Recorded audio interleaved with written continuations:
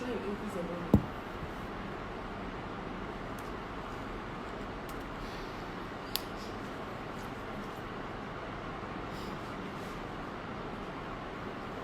You can't increase the volume. Yes, ask him.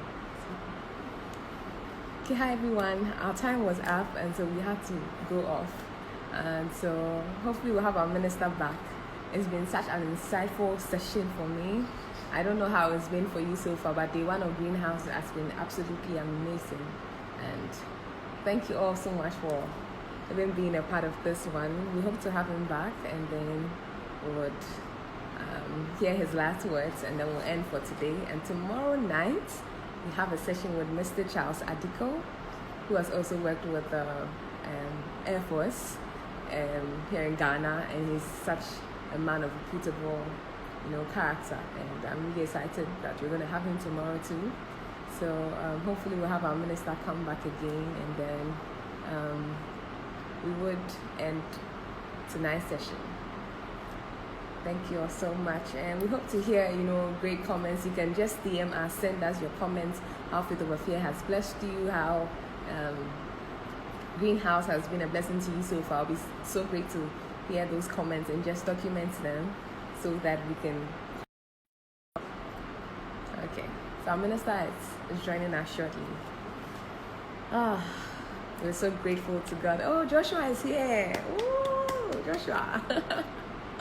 Vamos. Oh man, it's really, really been great. If you missed it, kindly watch our video, our IGTV, and you'll be blessed. So we are waiting for him to request, and then we would set the ball rolling.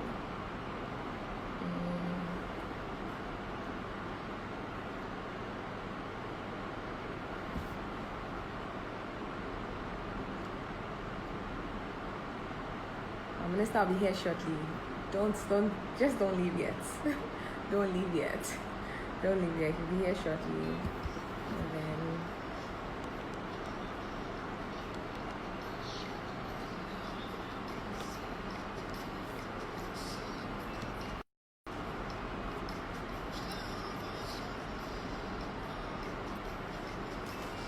just don't leave yet too. Thank you, Manny. Manny says I'm not leaving. Great.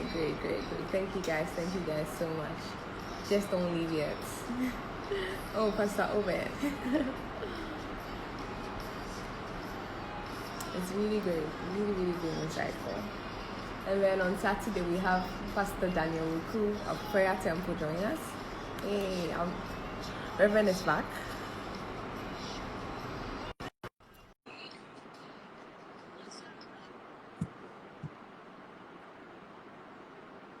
Hi. We were logged out somehow, eh? Oh, sorry. Our time got I know. elapsed, so we had to go off and come back again. Oh, okay. All right. Yes. So I think we responded to the third question also, which you Yes, asked. please. I don't know whether there are any other questions that people want Yes, us I to think respond to. maybe this particular question. It says, "Hello, Reverend. Do you think church workers who may be unemployed but yet devote their time for church should be paid something?" Okay, so there are three things here. If you're going to pay somebody, it means that the person has been engaged to provide a service, and you've got a contract or an arrangement with a person. So if the person has been engaged in that regard, of course, then the person should be paid. Do sort of recognize that many people who do work in church are volunteers. If someone is a volunteer, then the person is not paid. You have decided to commit your time to support some activity of the church. So volunteers should not be paid. However, if there's somebody who needs help because the person, as this person says, is not working, and the church knows the person is not working, then I think the church can help and give the person something. If the work that the person is doing is something that has to be done on a regular basis, then they may consider engaging that person as an employee, albeit if it's even temporary, for the person to do that kind of work so that the person also gets something for the service he or she is rendering. But if you don't bring that to the attention of the church may consider you as a volunteer because it may be that they think you are on vacation and you are deciding to volunteer your service. In that case, then you are not going to be paid. So I think that we should put it in that perspective. If you're an employee, you should be paid. If you're a volunteer, you will not be paid. If you don't earn an income, and for that reason you are working in the church, get the church authorities to know so that they can provide you support. Okay. And lastly, what should inform a believer on an investment plan? So, say someone walks up to me and says, "Oh, I have a very good investment plan. I've set up maybe a savings and loan. It's been certified by the Bank of Ghana, and you get this amount of profit, or you get this amount of dividend at the end of every year, whatsoever." And it seems really good. What should guide me in making a decision towards an investment plan? Okay, Especially when it's not from the normal bank settings we know. Yeah. several things, and any investment requires a thorough understanding of the nature of the investment because there's a time horizon that comes with it. And so if you have money and you're going to put in the investment, you need to ask yourself, how prepared are you to have that money leave you for X number of years? Of course, that business should have a business plan that indicates as to when they think they'll start making money. Now, if by their business plan they think they'll start making money after 5 years, you need to be sure that you can allow your money to be away for that 5 years before it starts getting returns. So a couple of things come into being. Now, if you are not willing and you're not ready, then you're not going to put money in that kind of investment. You must also know how your own sources of inflow is. Because if you put your money in Latin for that long, can you live your normal life and other things go on? If you can't, then you need to watch. Investments promise returns, but you can also lose the money. So you must be prepared to say, okay, if the money is lost. If you are not okay to lose the money, then you're not going to put your money in that kind of investment. So there are a number of things you need to consider, but the key thing would be for me, seek a professional advice. Because if you don't do that, you will, regret, and you don't want to regret when you do an investment. The only area you are not likely to regret is if you go and put it in treasury bills or government bonds. There are some of the government bonds that are, 8 years. Today, somebody was talking to me. There's a bond that matures in 2023. That's a couple of years from now. So you can go and stick money in it. Every 6 months, you get your coupon coming to you. You can, enjoy the coupon.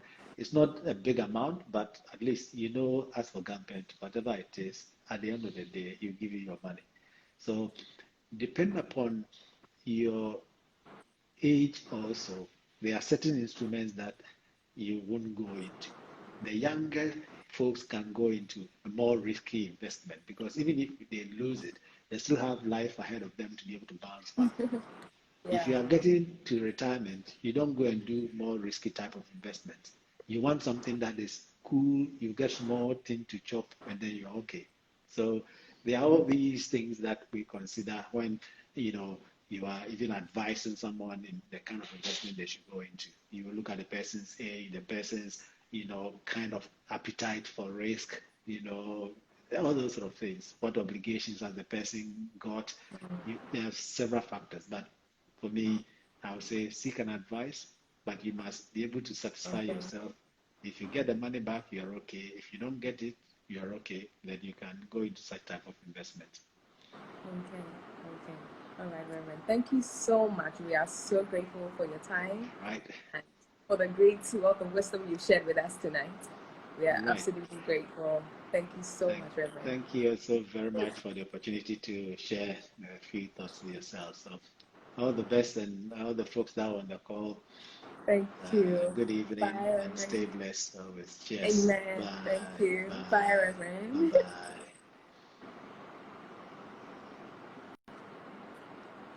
All right, ladies and gentlemen, we've come to an end of tonight's greenhouse. Someone says about to watch out for tomorrow. Today was just the first day, and I believe that God has a lot of things in store for us tomorrow. Watch out for tomorrow with Mr. Charles Adiko. Watch out for Saturday with Pastor Daniel Wuku, and on Sunday with Vicentia AJ. You would be blessed. And you don't want to miss out on any of these days. I'm telling you, any of these days. I mean, I just couldn't have enough of tonight's session with Reverend Michael Asiedu-Antwi. I have been totally blessed, and I know that you have been blessed. Have a wonderful evening, and do well to live in your testimonies, your experiences, questions you might probably still have lingering on your mind, and all of that. And then we'll be sure to attend to them, and then make sure that we're all climbing the ladder together to that greater height God has for us. And I hope to see you at the top. No one should be left behind. See you there. Good night, everyone. Oh, Micah, thank you so much. I really appreciate it. And I love you guys. Charisma, I love you. I love you guys so much. Thank you. Good night.